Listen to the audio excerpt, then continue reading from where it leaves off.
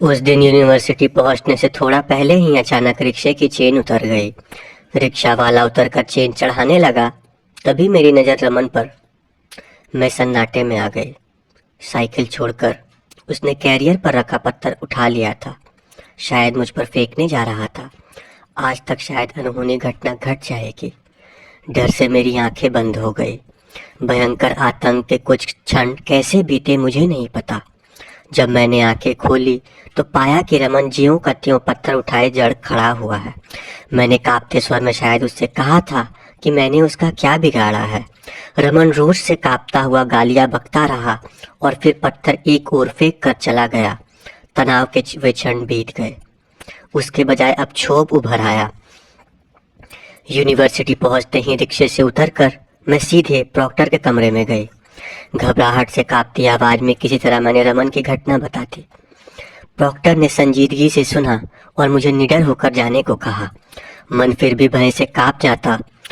समझ नहीं आ रहा था कि रमन की उस दुश्मनी की वजह क्या है। क्लास में मैं कैसे बैठी मुझे नहीं पता। शायद शरीर ही क्लास में था, मन नहीं। क्लास खत्म हो जाने के बाद भी आतंकित मन के लिए मैं स्टाफ रूम के सामने जाकर खड़ी हो गई। बहुत साहस कर किसी तरह मैंने चिक उठाकर अंदर देखा। शोभन शर्मा जी के साथ किसी बहस में व्यस्त थे। शर्मा जी ने मुझे पहले देखा, आगरा से अंदर बुलाया। बहुत चाह कर भी मैंने अपनी घबराहट छिपा नहीं पा रही थी। शर्मा जी भी इस बात को समझ गए। पूछा भी, लेकिन मैं बात टाल गई। शोभन मुझे देखकर शायद अचकचा गए। फिर संकोच छोड़कर पूछा, क्यों कुंतल, बात क्या है? चाहा कि बात कह दूं, लेकिन रुक गई। सिर्फ इतना कहा कि कुछ जरूरी काम था, इसलिए सोचा कि अपने साथ ही घर चलूं। परिस्थिति के बारे में उन्हें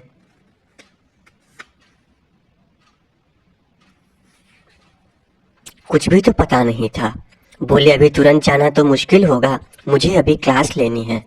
मन में मेरा फिर उभरा कि जो कुछ घटा है वह कह दूं, क्योंकि उसके बिना यह परिस्थिति की गंभीरता समझेंगे नहीं। लेकिन संकोच ने मुझे फिर बांध लिया। लेकिन फिर उपाय क्या है? अकेले वापस जाना होगा। मन भय से कांप कांप उठता।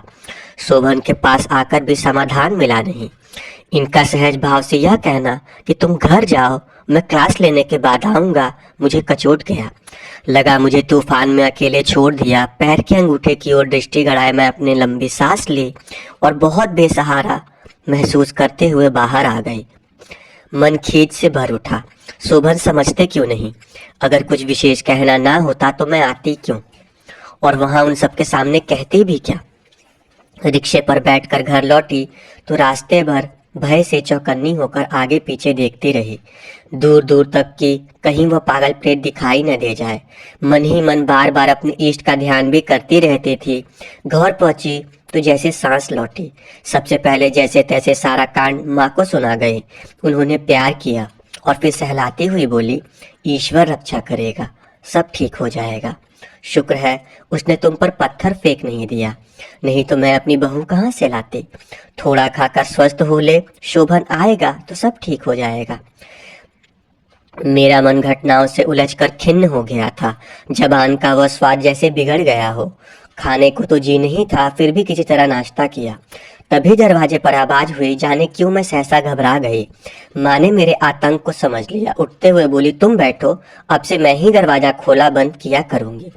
दरवाजा खुलने की आहट हुई और शोभन की आवाजें आई। माँ, तुम कुंतल कुंतल नहीं आई क्या? कहते हुए अंदर आ गए।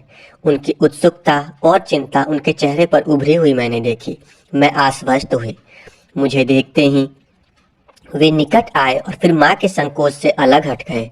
हाथ मुंह धोया और तुरंत अपने कमरे में चले गए।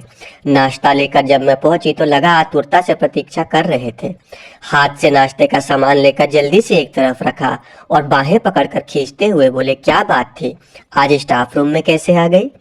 चेहरे में झांकते हुए किसी सीमा तक मुग्ध आंखों से देखते हुए उन्होंने कहा, विभाग में लोग तुम्हारी बड़ी तारीफ कर रहे थे, बल्कि जब मैंने तुम्हें अकेले भेज दिया तो शर्मा जी बरस ही पड़े।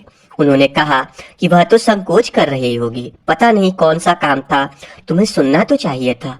वैसे सच बताऊं कुंतो, तुम्हारा स्वर सुनने के लिए ही तो मैं जीता हूँ। बाद में तो मुझे भी लगा कि भूल हुई। तुम्हारे जाने के बाद तो जी भी उखड़ गया था। पता नहीं क्यों आशंकाएं भी मन में तैरने लगी थी।